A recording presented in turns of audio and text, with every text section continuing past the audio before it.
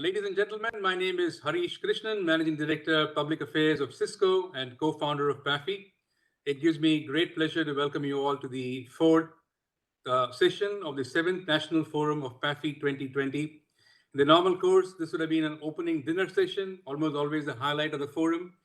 This year, we're unfortunately not able to meet in person, but we're doing the next best possible thing, meeting over Cisco WebEx. Sorry, could not resist the commercial plug. Ajay, I'll seek forgiveness later.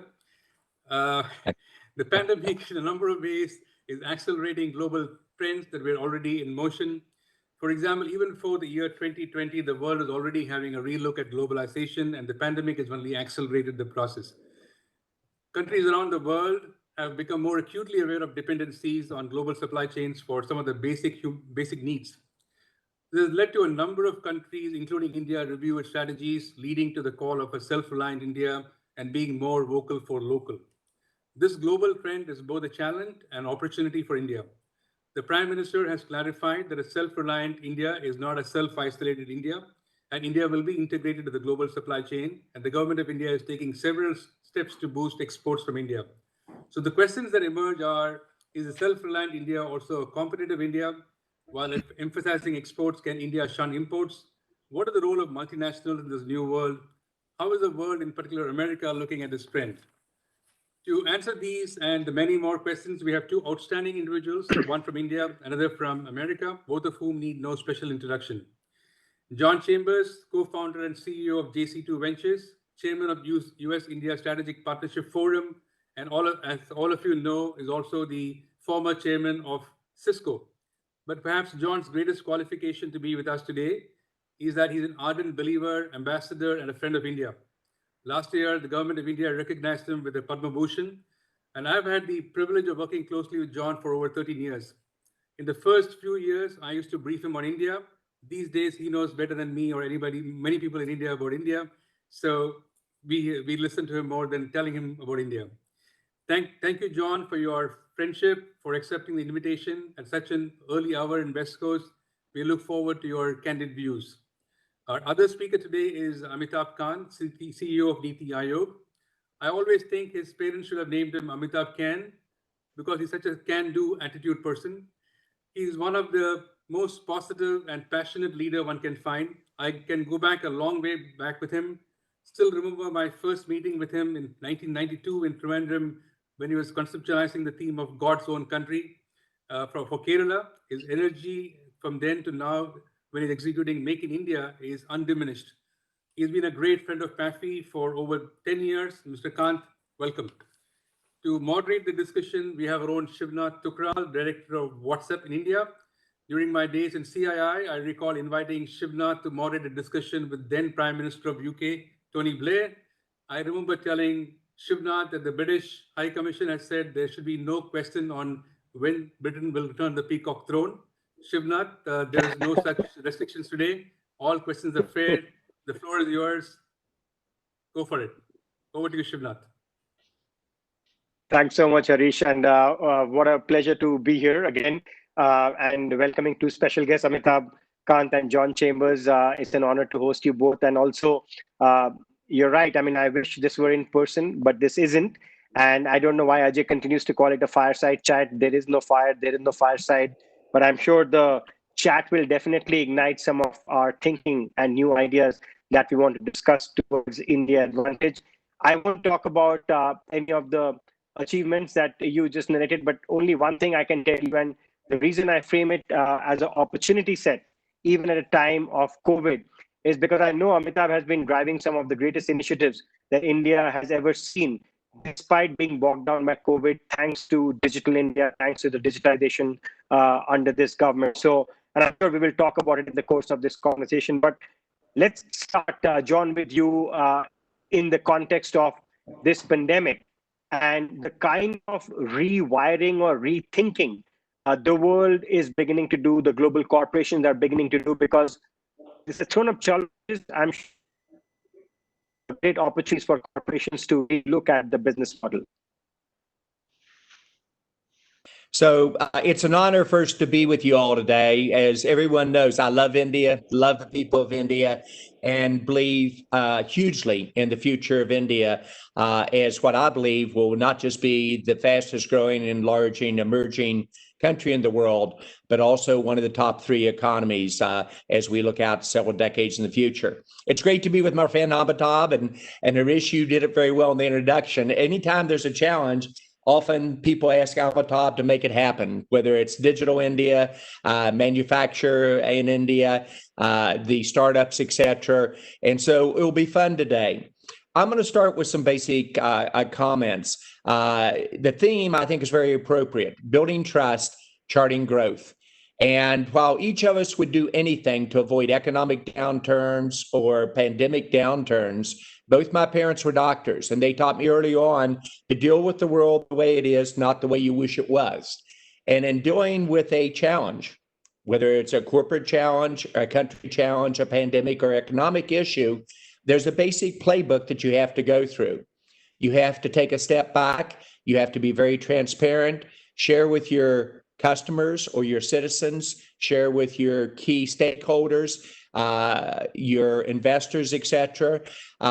Take a look at what are the 5 to 7 major programs that you're going to run to navigate through and survive through the crisis. And then you do a painting the picture of your North Star, what you're going to look like when you come out the other side.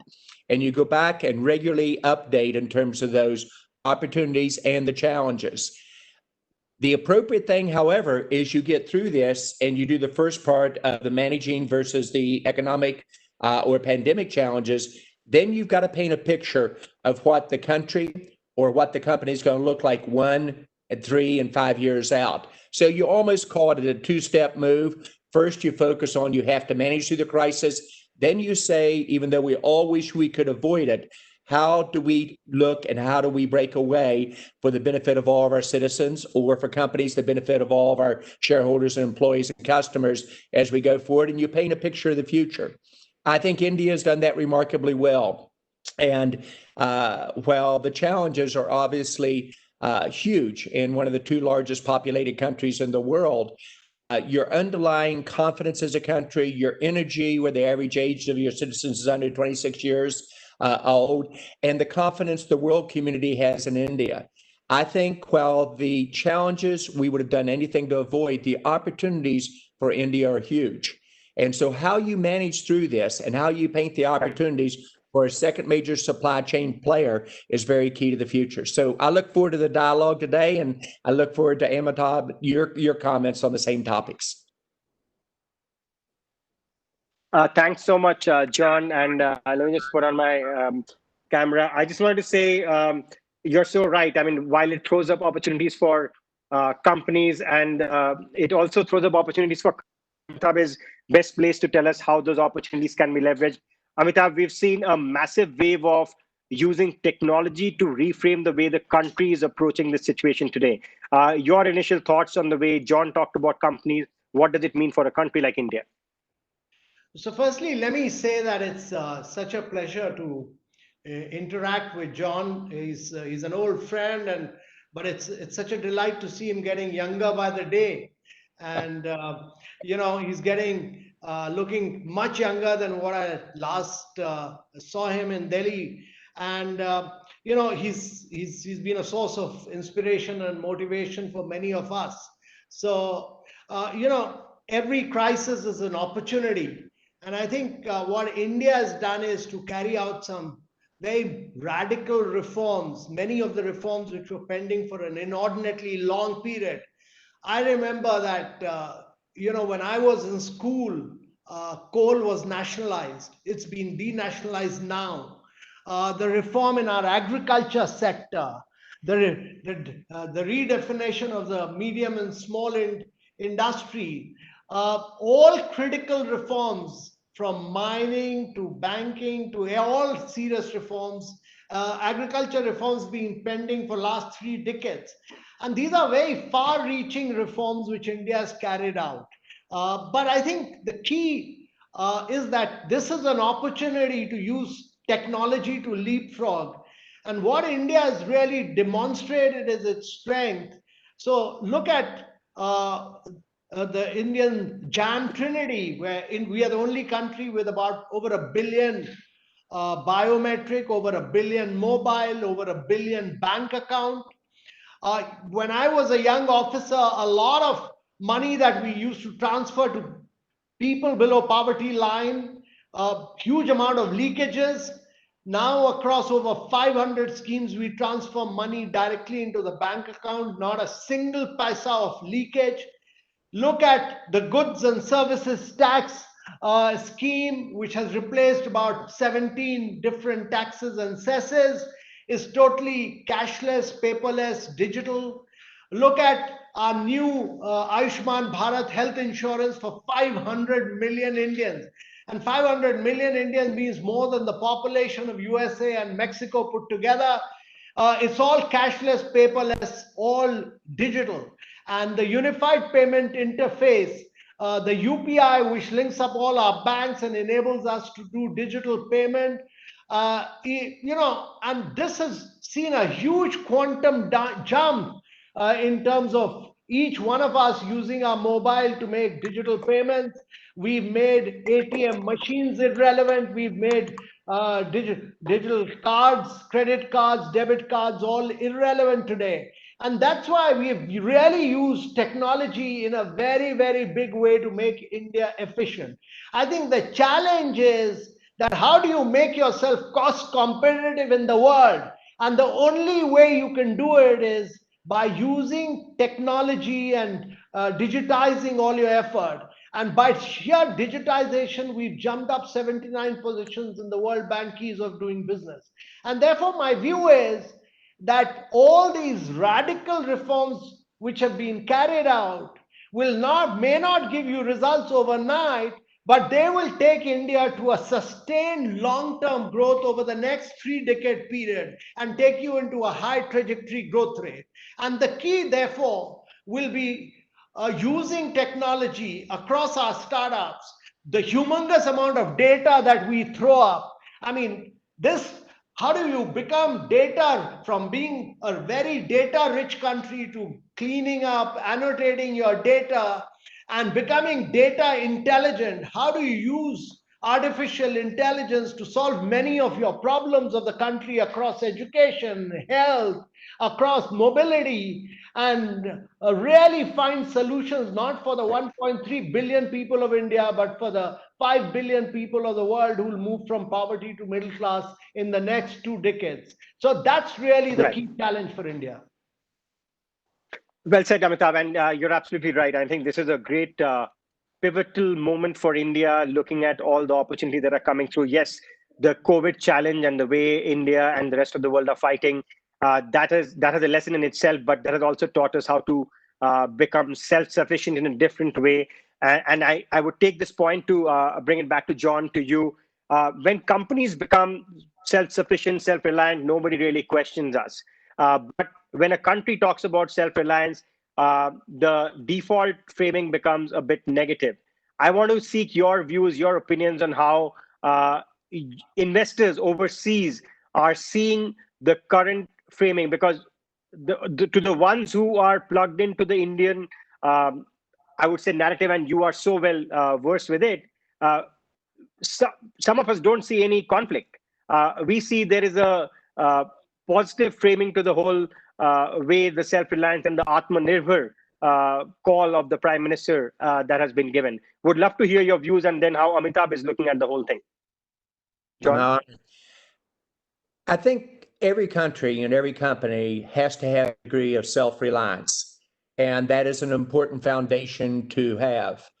But it's much like playing out a game of chess. You've got to say, where does the self-reliance piece fit into the much bigger piece in terms of India's future? A digital India, and Amitabh articulated it well. If these crises, both economic and pandemic, would have happened 6 years ago, it would have been a disaster for the country. The infrastructure was not there. There was not the environment, a pro-growth environment that was taking place and being executed off of. There were not the changes to demonetization and the ability on tax policy to move goods around, and the tremendous improvement of ease of doing business. So I think it's important as we navigate through this, we don't put self-reliance into its own silo. You've got to focus on the outcome you want. Self-reliance is a piece of it. Much more important than self-reliance is what India looks like as you come out of this.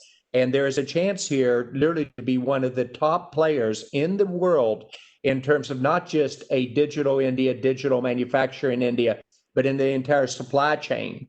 So the key is, how do you do both? How do you have a degree of self-reliance, which every country and every company must have a given balance, but don't lose track of the bigger picture.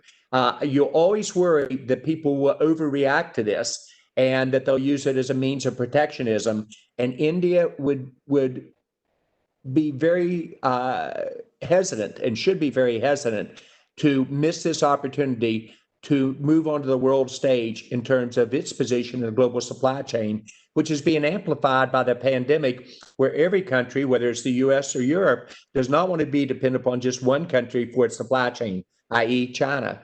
So the opportunity here is large. So you have to do that balancing act.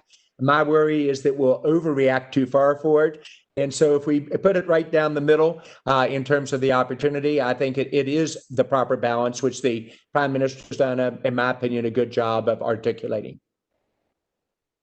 Amitabh, what are your thoughts? I mean, is India losing the big picture? Are we veering towards being hijacked by a narrative about being protectionist, or are we looking at the balancing act that John is talking about, the chess game where we will make the right moves to come out of it as a country which becomes a magnet for investments, remains open to the world, and yet drives self-sufficiency and self-reliance? Can that be a balancing act? So first of all, we must clearly understand that globalization has lifted vast segments of population across the world in the last few decades. And if India is to grow at high rates over a long period of time, we need not merely to look at the domestic market, but the global markets. And India must become a key exporting nation.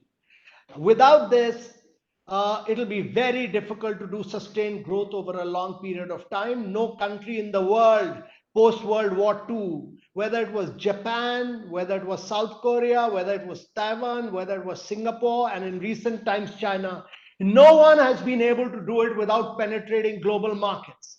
And all Indian manufacturers must understand this, that whatever you do in the domestic market, 5x of that you get in the global market. And therefore, the key to that is export, export, export. If you do not export, you will perish. And therefore, we must understand that global supply chains are getting disrupted. They were getting disrupted because of the US-China trade wars, and they've got further, this disruption has got further accelerated during the COVID period. Whatever Mr. Trump may have done, he's done one thing forever, and that is change the perception of America about investments and about getting imports from China. And therefore, for a long period of time, American and European companies will look for alternative sources. And therefore, it's incumbent upon India to become a cost competitive nation. India must become the easiest, the simplest place in the world for manufacturing. We must produce to global excellence, and we must penetrate global markets. There is a huge opportunity as companies look for alternative destinations. They may go to Vietnam for a short period, but nobody has the vast pool of skilled manpower. No country in the world has a huge domestic market as India has. And therefore, there's a massive opportunity for India.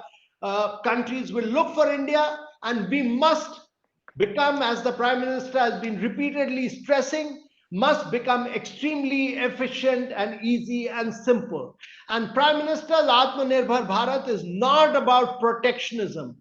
He's talking about using the strength of the domestic market to penetrate global markets. We must play in the global markets. He's talked about make in India, not for India, but make in India for the world. And therefore, our vision is very clear that we must make our manufacturing more powerful, we must make it more competitive, and we must make it more export oriented. John, difficult not to get impressed by that. That's pretty clear, concise, and pretty direct, actually, for anyone listening to this. John, what are your thoughts listening to Amitabh? As usual, Amitabh are in agreement on 95% of the issues on it. And it's important to also be able to challenge each other and go back and forth. I think the plan that Amitabh lined out and candidly the Prime Minister's view on this, and you know I'm a huge believer in the Prime Minister in terms of his digital vision for the future for the next 25 years for the country. The progress has been amazing. The most improved country in the world on ease of doing business, the most improved country in the world, in my opinion, positioning themselves for the future, and the infrastructure has been impressive. The challenges we've got to do is not to rest on our laurels. It's important to realize we've got to become even easier to do business with. So we've done the best in the world on improvement, but we have to keep the focus on having the courage to change and become easier to do business with. The confidence in America and investing in India is the highest in my lifetime. And the ability to invest in a country not worrying about intellectual property protection, knowing rule of law, a country that knows how to create a win-win environment, and a country that also receives constructive feedback about what the country has to improve on as we go forward is key. But the key points in terms of the improvements made, you've got to give the country an A, and the ability to deal with challenges and be very transparent on those while balancing the short-term and long-term interests of the country has been well done.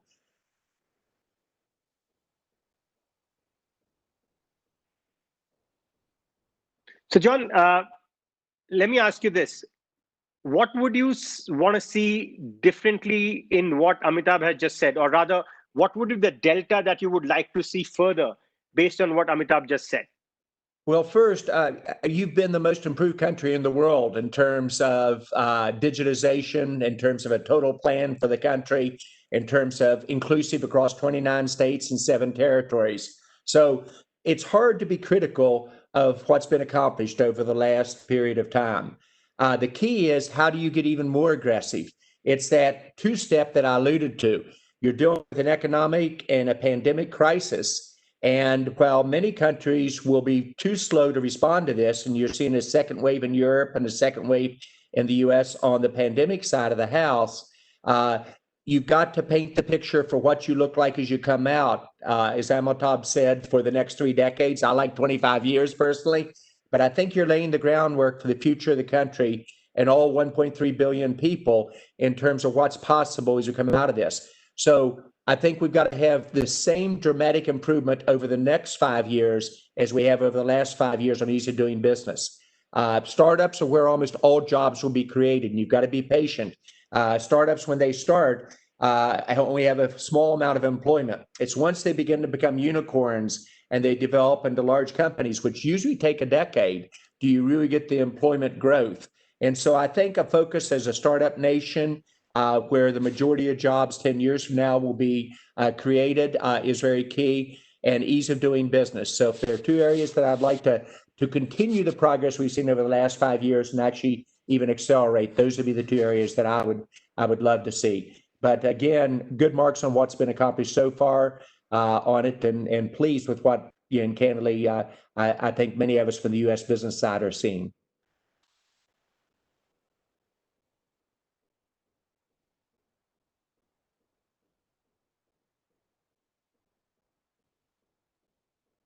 Are you there? Okay, while we wait for Shivnath, there's a question that has come. Mr. Kant, this is for you. COVID-19 has slowed down India's intense efforts to become a $5 trillion economy by 2024. With the current slowdown, how long do you think it will take for India to reach that aspirational figure? So COVID-19 has impacted growth of every country across the world. It's had an impact, but we've used this opportunity to carry out very major reforms which were impacting India's growth. Just look at the radical reforms carried out in the agricultural sector.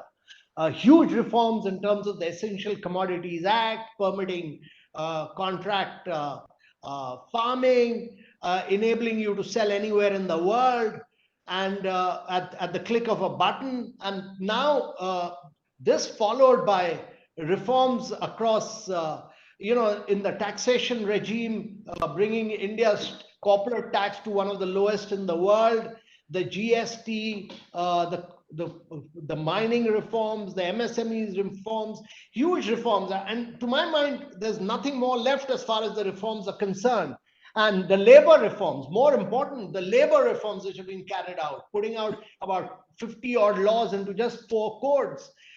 Therefore, my view is that we'll accelerate the process of growth. And as has been rightly pointed out in several analyses, we will, from next year, this year, probably we'll badly slow down simply because of the impact of COVID. But from next year, manufacturing has bounced back. The economy is bouncing back. We are almost there, as all indicators point out. Now, we have really performing, all our units are performing to full capacity right now. And I think the demand has come back. The festive season has shown that there's huge demand back.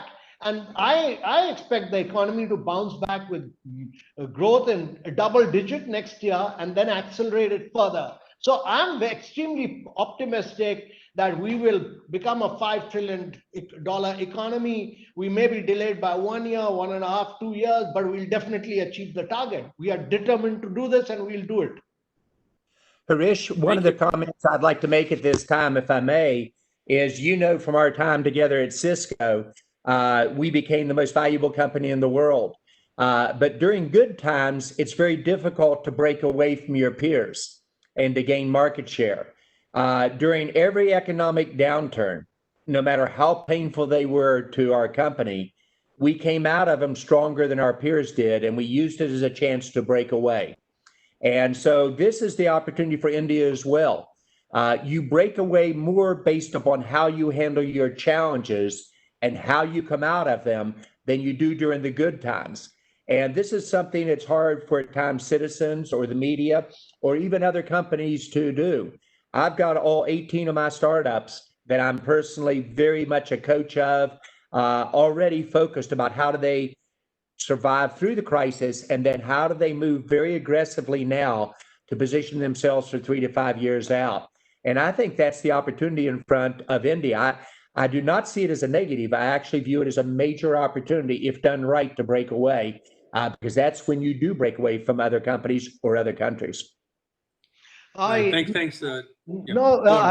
I entirely agree with John that, every crisis is a massive opportunity. And this particular pandemic has given India the opportunity. I had never in my life envisaged that while I'm in government, I'll ever see labor reforms of this magnitude. I would never see agriculture reforms of this magnitude. Nobody had the political will to do it, but Prime Minister Modi has demonstrated huge political will and administrative acumen to carry out reforms across sectors after sectors after sectors.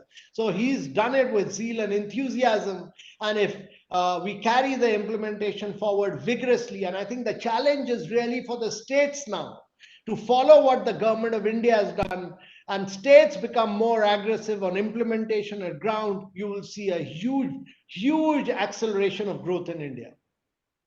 I just want to take that exactly question, because like when we meet with you and the leadership and the government, it's extremely positive. And, like I said, there's nobody more positive than you. And we see that same with the political leadership. But the problem seems to sometimes is in execution and implementation at the ground level. So what steps are being taken to improve that in the government? So, Harish, quite often we in India used to work in silos. The Ministry of Finance would be in one silo, the telecommunication will be another silos. But one of the key things that's happened in the last couple of years is that breaking down of the silos and working as a team. And this team spirit has really enabled us to push a number of things forward. And I think important thing now is really that we work a lot in partnership with the states. And therefore, as we continue to deliver more and more, it's important that we work increasingly in partnership with the states so that they accelerate the growth. Imagine if the next, 6 or 7 key states of India, which is what Gujarat had demonstrated earlier. It grew at higher rates than China ever did. One state of India, Gujarat. If imagines, Maharashtra, Karnataka, Haryana, Tamil Nadu, Karnataka, all of them grow at that rate for the next 5 years, there's no way India can be held back. And all of them have the potential and the ability to do that. So you need 6 champion states of India. And if 6 champion states of India grow at about 12% per annum year after year, the compounding power of growth will be so enormous for India that it will really transform India. Thank you, John. I want to come and shift the focus onto a slightly different topic about India-US relationship. You're also the chairman of the US-India Strategic Partnership Forum. So India and US has never been so close as they are today in terms of from a strategic perspective. But somehow that doesn't often translate in trade. The strategic closeness somehow doesn't translate onto trade. We're still struggling on a trade deal. So what is your diagnosis of this, and what are the way forward here? Okay. So, Harish, I think you worded it very properly in framing of the question. 5 years ago, a handful of political leaders in the US and in India, and candidly a handful of business leaders, believed that the relationship between our two countries could be the most strategic in the world. And to accomplish that, it required business and government and the citizens working together with a common view of what is really possible. And when we first outlined what could be done on an economic and benefit the citizens and job creation, we moved from what, when groups originally formed business councils 45 years ago, was largely about trade and numbers, to how do we do innovation, inclusive job creation across all 29 states in India and all 50 states in the US, and capturing the imagination of the political leaders, but also of the businesses, large businesses, as you know, on US-India Strategic Partnership Forum, small startups in India and the US playing a key role, and then being able to bring that home to each citizen and making a difference. It was a dream 5 years ago, a dream that your prime minister believed in and our president believed in. And I think it is also a dream that will continue regardless of which way the US election goes. I think getting a trade deal in front of the election was an aggressive goal, and I'm a believer in setting that, but I think you will see that be achieved after the election. The attitude of both Republicans and Democrats toward India is amazing. It doesn't matter whether you're speaking to Speaker Pelosi or Kevin McCarthy in the House, Mitch McConnell or Chuck Schumer, the two leaders in the Senate, to both political parties at the presidential level. They grasp how important this partnership could be. So I think during politics, just like everybody on this broadcast understands, during the middle of election cycle in India, things slow down and are more complex to get things done. The same thing is true in the US. It's one of the strengths of our countries is our democracy, and it's one of the weaknesses around election time. The machine slows down. And so unfortunately, that's just part of the benefits we get out of a democracy, but the challenges in terms of moving fast close to an election. Thank you, John. I think Shivnath is probably back, but I just want to toss the question to Mr. Kant, the same question to you, in terms of how do you see this whole the trusted partnership that is evolving between USA and India translate more on trade? We seem to be having small problems that seems to be stopping some big momentum from gaining in this relationship. So what is your thought on that? So my belief is very clear that no country in the world has also become rich without penetrating the American market. And therefore, it's very critical that India must get into the American market in a very big way.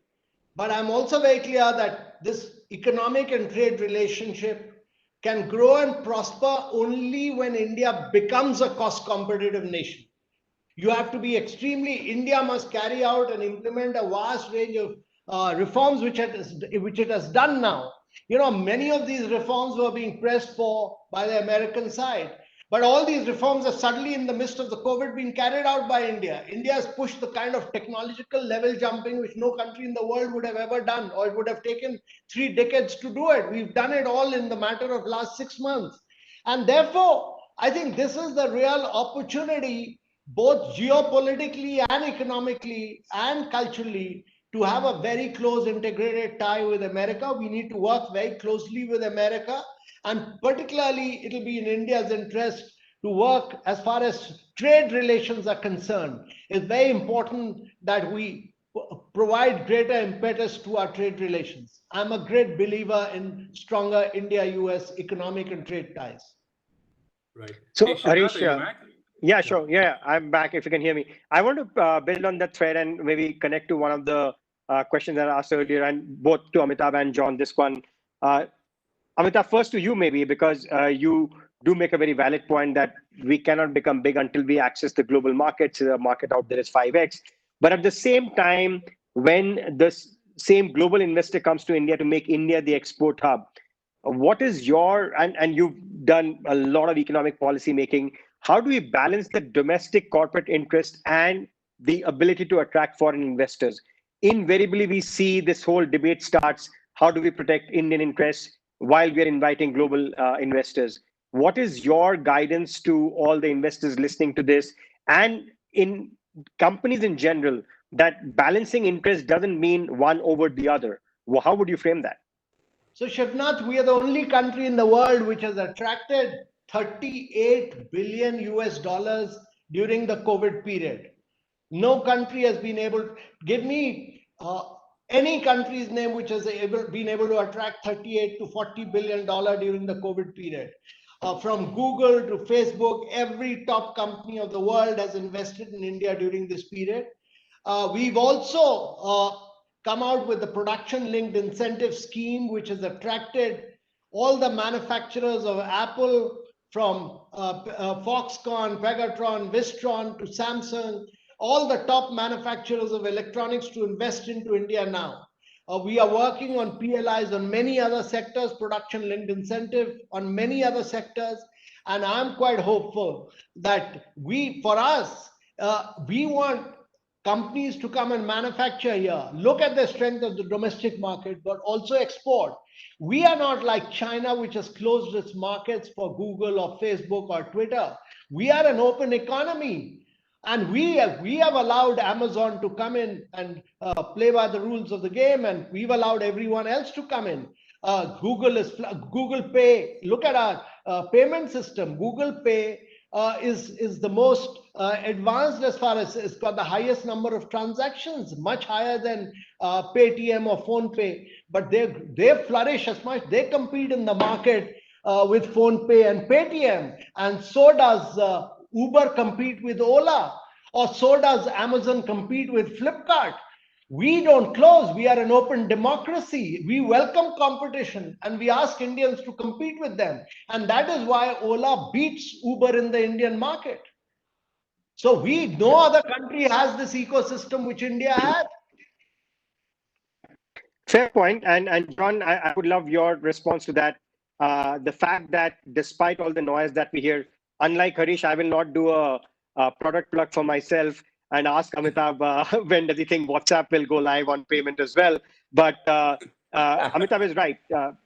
This is a game changer. The minute you complete all your due diligence, it's just that you have failed to complete your due diligence. The minute you complete it, you'll get all the clearances. Well, factually not correct to Amitabh, but we are completed in terms of compliance, but we are hoping. Yes, you're right, Amitabh.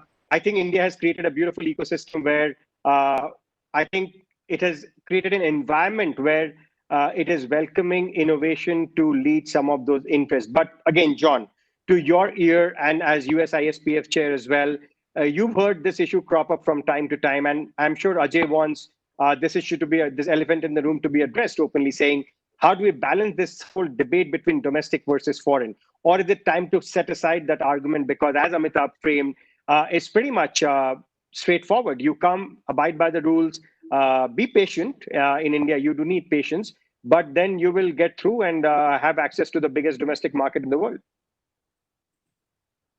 if you look at this series of events, the good news about my experience, I'm not talking about age, but crisis, this is my sixth financial crisis. It's my fifth pandemic issue, by far and away the serious one, but I've been through many before, and it's my third major global supply chain crisis. So I have seen this movie from many different angles. I compare India to where China was in the early 1990s. And as Harish knows, I made a huge bet on China at a time that almost all my counterparts were unwilling to do so.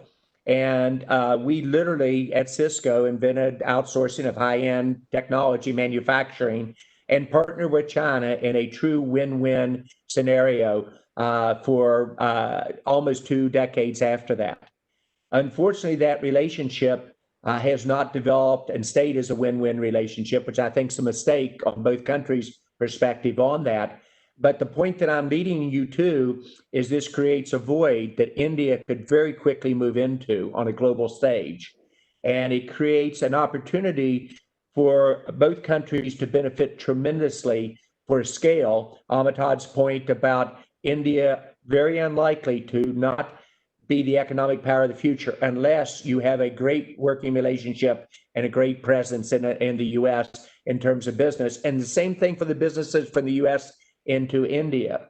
So if we execute right, there's a chance here to use this to completely break away and repeating the same theme in terms of building trust between our countries. Trust and currency of countries or leaders is purely track record, relationship, and that trust that we have. The trust between our two countries has never been larger. It would be a tremendous missed opportunity not to accelerate through this. The innovation coming out of India used to be viewed a short time ago, 7, 8 years, as a very slow follower. We painted a picture that India could become not just a fast follower, but leapfrog its global peers and become an innovation leader. There's no better example of that innovation than what is occurring in your startup communities, of which I have several investments in a Unifor and in a Lucidius that are doing very well. But look at a larger scale. The most exciting, innovative service provider in the world is Mukesh Ambani's Reliance.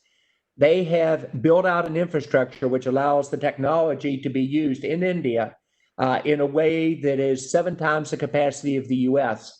And they've done it through tremendous, not competing on the past, but competing for where the markets go in the future. Right. John, you talked about having lived through 6 financial crises. Let me ask you, maybe not a financial crisis, but clearly across the world, we are seeing some sort of a geopolitical conflict that referred to, and also from geographies like Saudi Arabia and other countries around the world. So you can see the results in innovation from the IITs, from your companies changing, from your startups. Now's the time to step on the gas pedal. We've weathered the downturn. We've weathered the terrible effects of the pandemic. Let's use this as a chance to break away and build upon the innovation, which, in my opinion, for the first time in my lifetime, India is starting to lead in. Great. John, if I may ask you a question, if you can hear me, about one aspect of not a crisis, but definitely a developing geopolitical situation, and you've seen so much in the world. The one flashpoint with China that we see across, whether it's the US interest or the Indian interest, and how do you see that? And I'm not asking your political opinion, but it definitely has implications. In America, it has had implications. In India, we have seen it play out in many different forms and shape. Do you see that as a turning point for India and US to have a look at the region collectively and individually as well? Well, one of the things that it's important as a leader to do, and a great friend of India, is know where I have expertise and where I do not.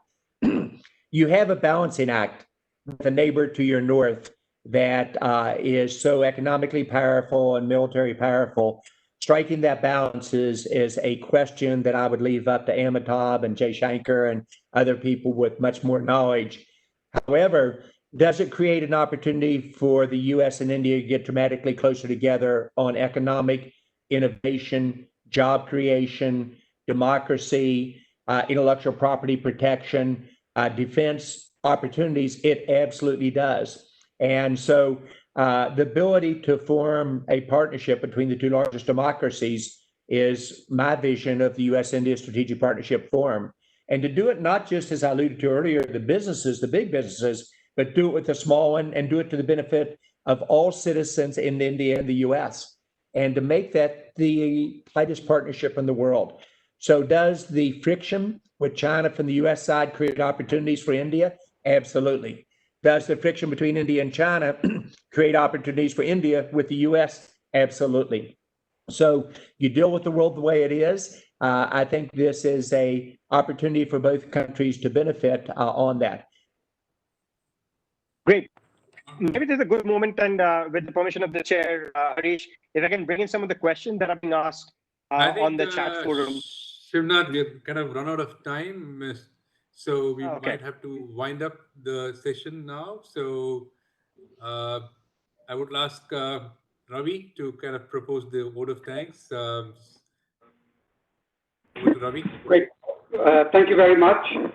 Again, Harish, thank you for your remarks, and Shivnath, a wonderfully facilitated discussion. And thank you so much, John and Mr. Kant, for a very, very lively conversation and your very, very deep insights.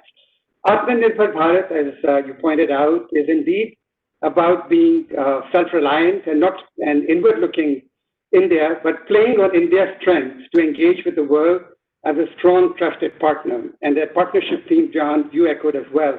And the pandemic has highlighted how interconnected and interdependent our futures are. And I think COVID-19 has driven the importance of diversifying supply chains. There's a lot of discussion on that.